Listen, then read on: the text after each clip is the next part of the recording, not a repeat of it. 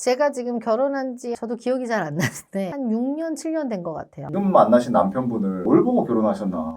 끌리는 대로 간 거죠. 전 아무것도 안 봤어요. 느낌 그대로. 대표님, 작년에 대표님이 제일 욕 많이 먹었던 것 중에 하나가 결혼도 안 한 게 정말 많았잖아요. 그렇죠. 정확히 언제 하신 거예요? 제가 지금 결혼한 지 저도 기억이 잘 안 나는데 한 6년, 7년 된 것 같아요. 넌 도대체 어떤 남자랑 결혼했길래 너가 이렇게 결혼 평가하냐? 지금 만나신 남편분을 뭘 보고 결혼하셨나?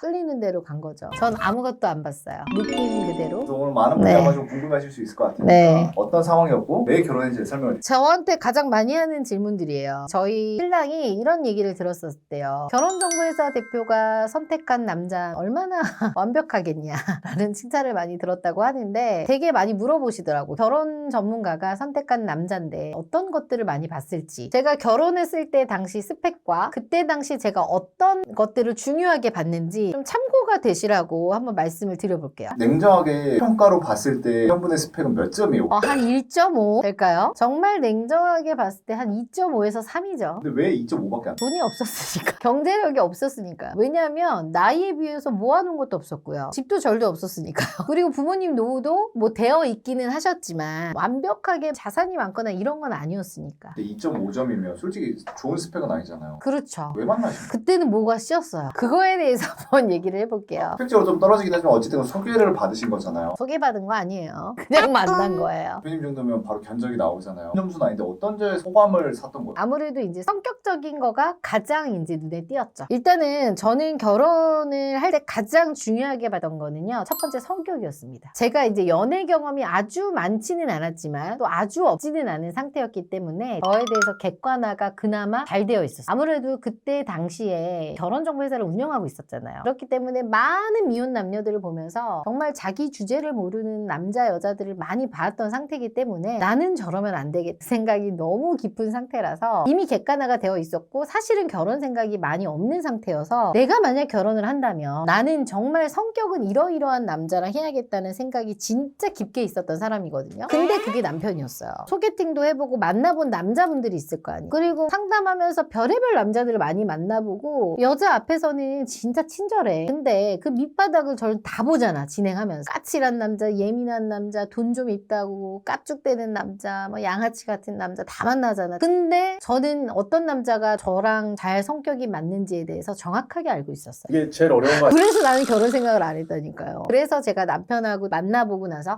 이 남자는 나의 성격을 맞춰줄 수 있겠다라고 해서 이제 결혼 결심을 하게 된 결정적인 이유죠. 계기가 있을까요? 닭발을 엄청 좋아하는데 저는 남편이 결혼할 때까지도 닭발을 정말 좋아하는 줄 알았어요. 근데 결혼을 하고 나서 딱 닭발을 안 먹더라고. 저하고 결혼하려고 닭발을 먹었던 거야. 저는 입맛이 바뀐 건 줄 알았어요. 그게 아니라 저하고 만나면서 닭발을 먹어줬던 거야. 맞춰줬던 건데 그걸 깜짝같이 몰랐던 거죠. 잘 생각을 해보니까 국물하고 진짜 주먹밥만 먹었더라고요. 자기가 좋아하진 않았지만 그 안에서 자기가 좋아하는 걸 찾아서 자기가 살 길을 찾은 거죠. 어떻게 보면. 예를 들어 이런 거잖아요. 식성이 곱창을 잘 안 먹어. 근데 사회생활 잘하는 친구들은요. 곱창을 안 먹어도요. 상사가 야 곱창 먹으러 가자 그래도 그냥 네 알겠습니다 하고 따라가. 그래서 그 안에서도 요령껏 먹고 그 분위기를 맞춰요. 근데 꼭 그 사회생활 못하는 친구들은 전 곱창 안 먹습니다. 그렇게 해서 분위기를 깨는 친구들이 있잖아요. 근데 이제 저희 신랑이 알고 보니 사회생활을 엄청나게 잘했더라고. 그래서 결혼식도 보니까 정말 하객의 그 대부분이 남편의 다 지인이었어요. 그러니까 사회생활을 정말 잘했었어요. 저는 아직도 저를 맞춰줬던 그 마음이 고마워요. 요즘은 어떠세요? 요즘은 지 먹고 싶어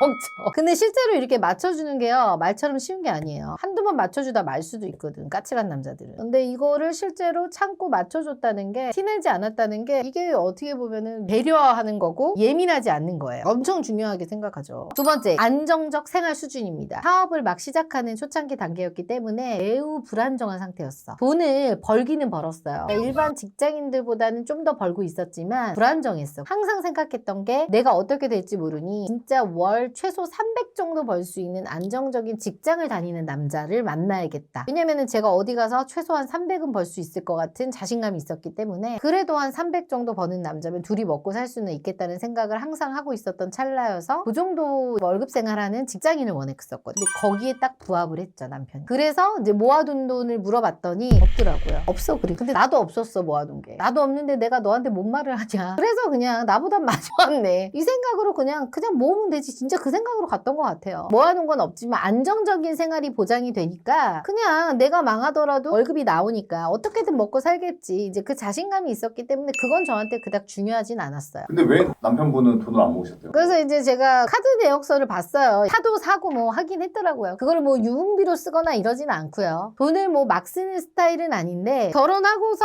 제가 다 관리했어요, 그냥. 그리고 이제 제가 어느 날 봤는데 구두를 이렇게 꼬매 신었더라고. 요즘 세상에 구두를 꼬매서 신는 사람이 있나 보다. 뭐야 이거 오빠 이거 구두를 꼬매서 신는 거야? 그랬더니 이게 좀 뜯어져서 꼬매 신었다는 거야. 그래서 제가 이제 그날 가서 구두를 하나 사줬어요. 요즘 누가 구두를 꼬매 신어? 봤더니 자기도 태어나서 한 번 딱 그날 뭐 때문에 꼬매 신은 거였던 거야. 세 번째, 부모님입니다. 이제 저는 주변에 결혼한 친구, 동생, 언니들이 워낙 많이 있다 보니 이제 시부모님의 갈등 그리고 이제 형제 간의 갈등 이런 얘기를 워낙 많이 들었어요. 근데 이제 어머님, 아버님도 만나 뵀는데 워낙 이제 뭐 좀 어렸을 때부터 좀 사업을 하시고 자영업을 하셨던 분들이라 쏙 쿨하신 편이고 아예 간섭도 안 하시고 전화도 아예 안 하시는 편이고 막 이런 게 좀 느껴지더라고요. 그래서 이제 그것도 너무 저는 좀 마음에 들었고 그리고 이제 혼자 외동 그런 게 이제 저한테 또 탁 맞았던 거지. 이게 타이밍인 거죠. 근데 지금도 저는 뭐 시부모님에 대한 그런 거는 없기 때문에 편안하게 잘 살고 있습니다. 실제로 외동이면 더 내 새끼 하다 보니까 집착할 수도 있을 것 같아요. 전혀 그런 스타일은 아니세요. 워낙 너무 관심이 없어서 제가 오직하면 저희 남편한테 어머님이 낳은 거 맞니? 친자 확인해보자 라고 할 정도로 연락을 너무 안 하세요. 그래서 저는 사실 시부모님에 대한 스트레스는 솔직히 좀 그게 연락이 좀 너무 무관심 때문에 서운하면 서운했지 그런 거는 전혀 없어요. 네 번째, 키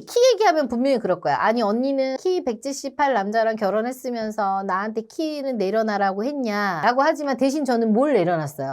돈과 바꾼 게 키입니다. 나처럼 조율을 하라고 모아놓은 게 많이 없으면 뭐 키를 가져가든가 이렇게 하면 되는 거야. 그래서 저는 키는 그래도 좀 봤던 것 같아요. 원래 대표님은 항상 연애할 때 남성의 키를 많이 키 봤어요, 저는 솔직히. 저는 저희 친오빠 키가 183이기 때문에 기준이 항상 그거야 있어요. 내려놓을 수 없는 게 뭐냐. 그랬더니 키더라고요. 돈보다. 그래서 제가 이제 여성분들이 오면 돈이냐 키냐 선택해라. 그렇게 해서 이제 키에 집중하시는 분들은 과감하게 돈이 좀 없어도 키로 승부를 봐라. 자신 있게 얘기를 해요. 제가 그렇게 갔기 때문에. 가정을 뭐 만들어가는 데 있어서 통하는 건 없었나요? 같이 바라보는 삶의 가치관. 뭐 예를 들어 아이를 키울 때 공부를 너무 강압적으로 시키지 말자. 밝고 건강하고 행복하게 키우자. 그런 가치관. 그리고 애한테 공부로 스트레스 주지 말자. 뭐 이런 것들은 좀 가치관이 좀 맞기는 한데 이제 현실적으로 그게 좀 힘들어지긴 하죠. 사실 엄마 입장에서는. 근데 이제 그런 것들이 좀 맞기는 해요. 한쪽에서 너무 극성이거나 그럼 이제 그런 걸로 좀 트러블이 나는 부부들도 있더라고요. 근데 그것도 되게 중요하기는 해. 부부들끼리. 결혼 전문가인 저도 결혼에 있어서는 뭐 내려놓을 건 내려놓고요. 현실적으로 맞출 건 맞추고 저는 결혼을 할 수 있었던 가장 큰 요인은요. 저도 진짜 결혼하기 힘든 사람이었거든요. 성격도 그렇고 진짜. 근데 저는 자기 객관화였던 것 같아요. 나에 대해서 너무 정확하게 파악을 했던 것 같고 내가 어떤 사람이랑 잘 어울리는지에 대해서 잘 알았던 거지. 그거를 잘 파악하면 여러분들도 본인한테 맞는 사람을 찾아서 충분하게 행복하실 수 있으니까 너무 과하게 요구하시지 말고 나에게 맞는 거를 찾으시면 정말 현명한 선택을 하실 수 있을 거예요.